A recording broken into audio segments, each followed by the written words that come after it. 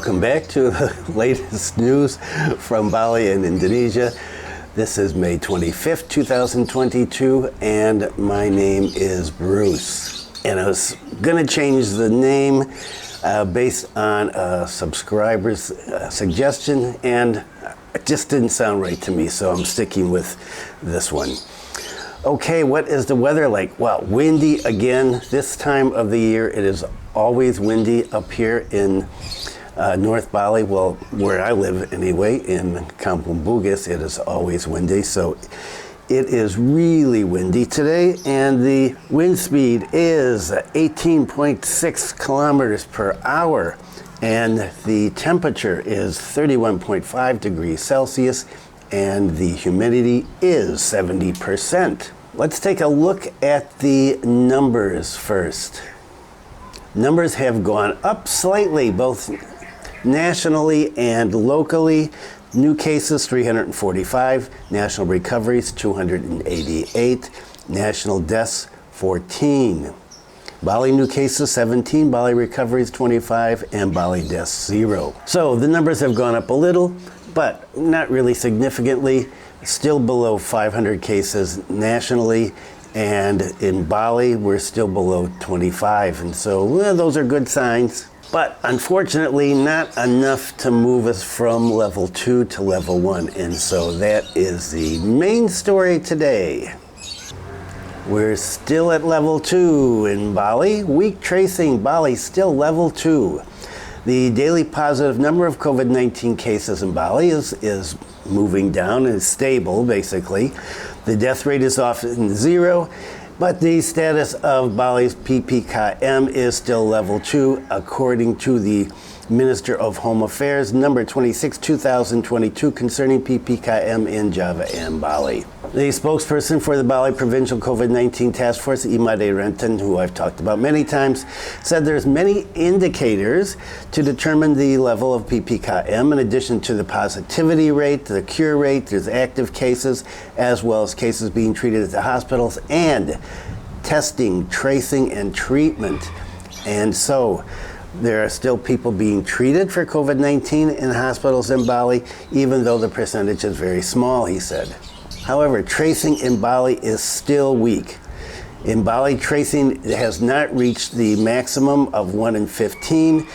What that means, according to Renton, is that for every one positive person, at least 10 to 15 people are being traced. And in Bali, he said that number is still below 10, and so we are at level 2. He reminded everybody there is still restrictions on quantity, and people are being warned to comply with the PROCAS, the health and safety protocols. He said the president's directive to take off masks is limited to open spaces and places where there are not too many people. Meanwhile, for other activities, masks are still required, starting from indoor activities, vulnerable groups, people with comorbidities or congenital diseases, and in transportation facilities. So still got a mask up there. And so what does staying at level 2 mean for us? Actually, in actual fact, it doesn't mean much. There is a restriction at level 2, so you're only allowed to have 75% capacity, like in restaurants. Has this ever been enforced in Bali? I don't think so. You look at some of the videos of the walking around people, Bobo, the monkeys, and Uncle Chan, and what you see in some restaurants, they're packed. And take a look at the beach clubs, and they're packed. So this has never been a thing that's been enforced here. And so is that going to affect us? No. The mask wearing, okay, we don't have to wear a mask outside, we have to wear it inside. Is that being enforced? No. So how is this going to affect us actually on the ground? It's not. But it would be nice to get to level 1. Is being at level 2 keeping people from coming to Bali? No, I don't see that happening at all. And what about masks while we're on this? So, okay, I was just out today with Zoe a little while ago, and some more people are not wearing masks now, but the overwhelming majority of people on vehicles, in vehicles, and walking around still wearing masks. There are a few more people not wearing masks today, but not many. I asked a couple of the guys at the mini market about this, and they said, we don't have to wear masks anymore? Of course they weren't wearing masks. I said, no, the president said we don't have to wear masks. When did he say that? I said, Okay, now, does it affect these guys? No. They should have had masks on. They were in the store, but they weren't wearing them. So yeah, the mask thing, it's always humorous. So we're continuing at level 2. What about the issue of the pandemic versus the endemic? Indonesia will take over 6 months to confirm pandemic's end, according to the health ministry. It will take more than 6 months to monitor the situation and confirm the COVID-19 pandemic is over in Indonesia, according to Deputy Health Minister Dante Saxono Harbuono. He said, "It's not time to mention the endemic phase yet. The current situation is a controlled pandemic. There are several more stages that must be passed." And another story, and I'm not going to discuss this, another minister is saying, "Oh, we're ready to go into the endemic phase." We got more cooks again. According to the Deputy Health Minister, one of the parameters for Indonesia to enter COVID-19 safe phase is maintaining an effective reproduction rate, RT, of less than 1 for 6 months. RT reflects the number of additional cases that occurred in the community after various interventions were given to control the pandemic, such as the implementation of community activity restrictions, PPKM, COVID-19 vaccinations, and other measures implemented in Indonesia. He said there are several phases to enter. The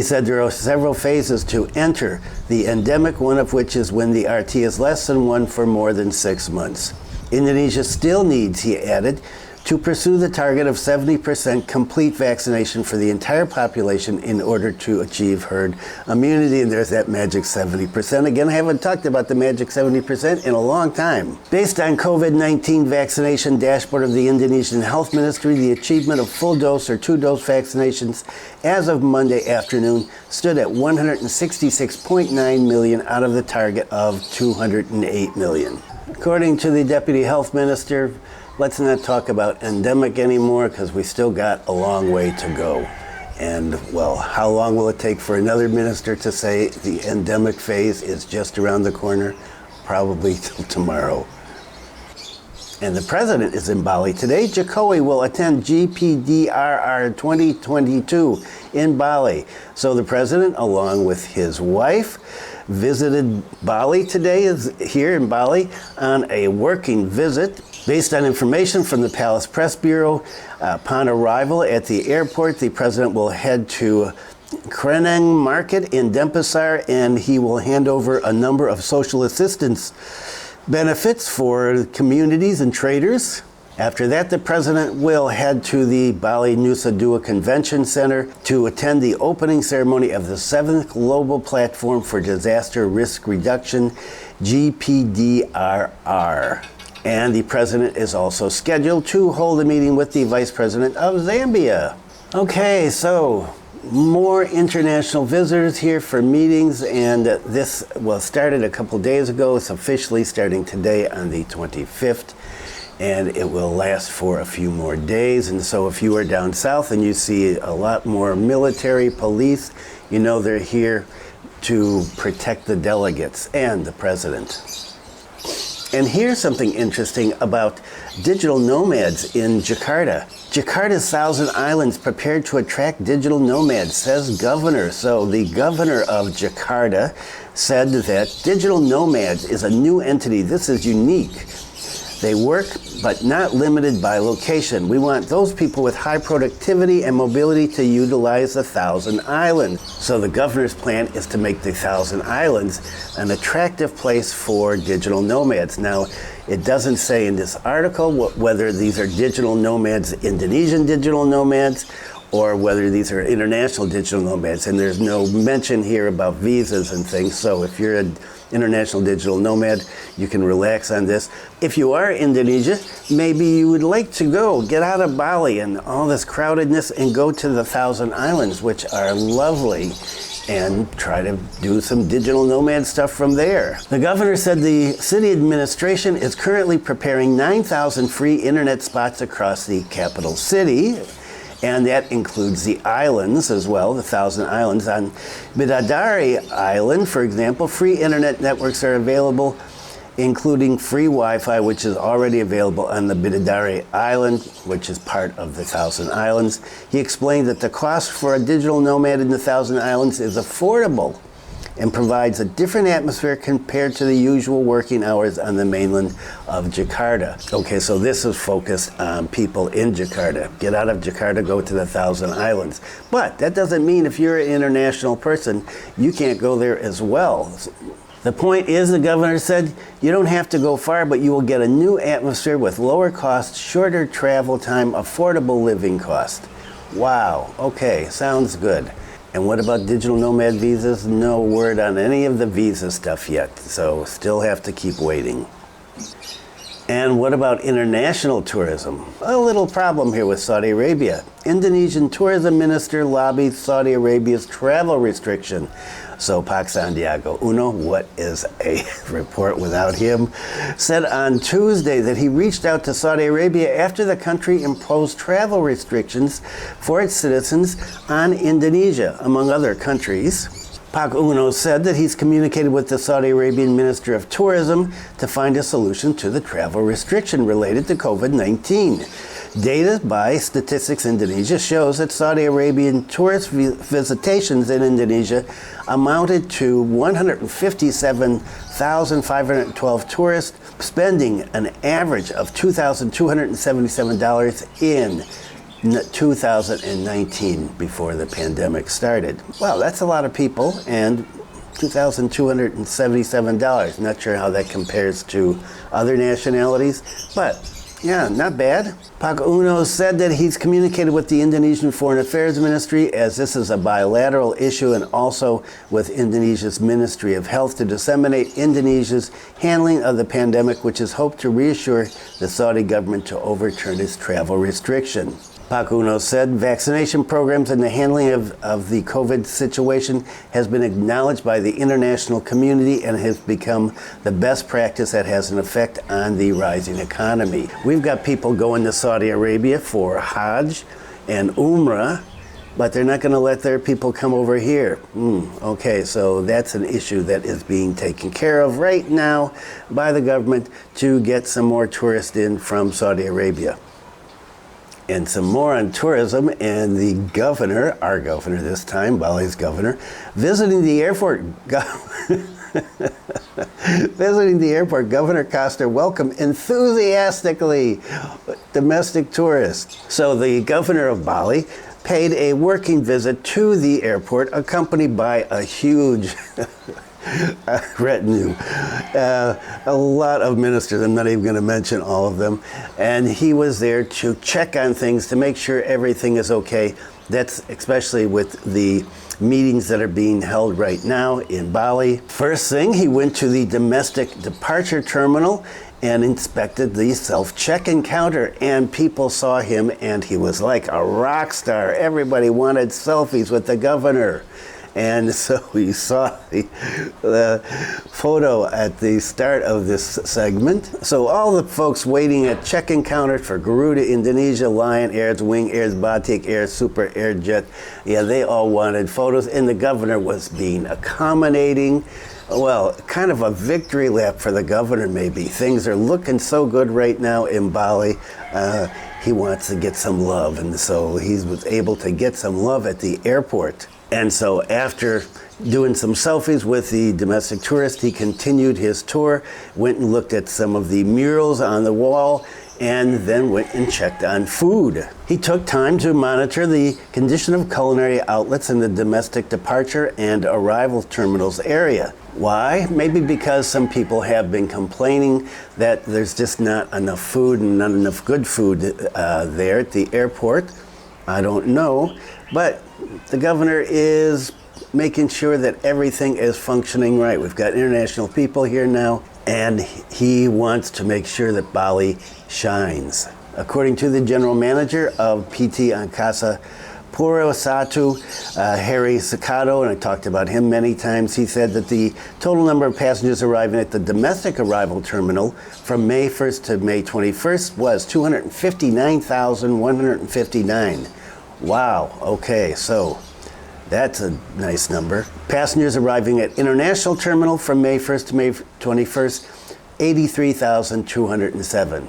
So about a third, still 83,000 people over a 3-week period. Okay, not too shabby. And also at the airport was the Bali's police chief and inspector general and military people, all to check on the arrival flow for the global platform for disaster risk reduction delegations arriving there, and everything was good, they said. And in case you didn't know, the GPDRR is a biennial forum initiated by the United Nations. In particular, this forum discusses the latest developments and trends in disaster risk reduction efforts. This year, Indonesia is hosting the global platform, and meetings are, as I said in previous segment, from the 23rd to the 28th. Officially, though, that is today, starts today, and that's why the president is here today. And some more in tourism and local tourism. When I say local tourism, I mean local. I mean here in Buleleng, and not too far from my house, actually. Ready to be developed to become a new DTW, especially religious tourism. So the village government, in conjunction with several other agencies, is working on completing the Candi Kuning waterfall with meditation and yoga places, as well as tracking packages and religious tourism at the Puncak Cemara Geseng Temple. And yes, that is here in Silanjanga. Silanjanga is over that way. Okay, you can't tell where I'm pointing. I'm pointing east. It's not too far from here, and I was actually at this waterfall that I'm going to be talking about, 15 years ago, 20 years ago, way before tourists got there, because a couple of friends of mine live in that village, and it is a beautiful waterfall. Wow, really nice. Well worth seeing, especially now that it is being made into a little tourism area. And you know, up here in the north, we don't get that many tourists, so you can go there and you can do some of your selfies without waiting in line with 8,000 people behind you, and you're trying to pretend like, hey, I'm the only person here. The topography of the Buleleng Regency provides a big advantage for nature tourism sectors, according to this segment. The hilly areas of Buleleng have dozens of tourist attractions, a DTW, waterfalls spread in almost all districts. One of the waterfalls that's being developed is this one in Candi Kuning, and at first I thought it was Candi Kuning up by Badugal, but it is not Candi Kuning up there. It is down here in Silanjanga. To reach the waterfall, it only takes 10 minutes, less than 10 minutes from the center of Silanjanga village. The access road is wide enough for motorbikes to private cars to pass. The roar of the waterfall can be heard when you reach the parking area. Tourists only need to walk as far as 300 meters to reach the waterfall. And when entering the waterfall, the eyes will be spoiled by the green atmosphere of the trees and the cool air. It is a nice place. Really, if you have not been there and you're up in Buleleng, it is worth a travel to. The thing that makes Candi Kuning waterfall different from other waterfalls is because its height is 100 meters. The waterfall is flanked by cliffs on the right and left sides. According to the Perbakel of Silanjanga, the natural potential of this village has existed for a long time. However, because of the pandemic, the village government has only started making this a tourism area just in 2021. What is going to be developed there? There are going to be toilets, changing rooms, lockers, and road access is going to be improved. Additionally, there will be some parking lot as well. Right now, apparently people are parking at local residents' homes and then trekking on. And the village head said that in future developments at the location of the waterfall, there'll be swimming pools and a number of photo spots will be prepared as well. And a place for meditation and yoga will also be built. And the village plans on completing a trekking package, I think it's trekking package, with religious tourism at the temple. And he guarantees that the peak area of Silanjanga village has natural stunning views when viewed from a height. It is. This place is really cool. Now, I have not been there in 15 years, and so this is something on my list to visit. You know, I'm doing the walking Singaraja things, and I also want to get around Buleleng and show off some stuff in Buleleng to visit. Why? Because this is a beautiful area. We want to see some tourism come up here. Not too much, but you know, not in my backyard. But we want to see tourists spread out around here and support the local businesses. Okay, that is it for today. Videos are Monday, Wednesday, and Friday, and a cooking video on Sunday. Thanks for viewing. Stay safe. Be kind to someone today, and I will see you on Friday.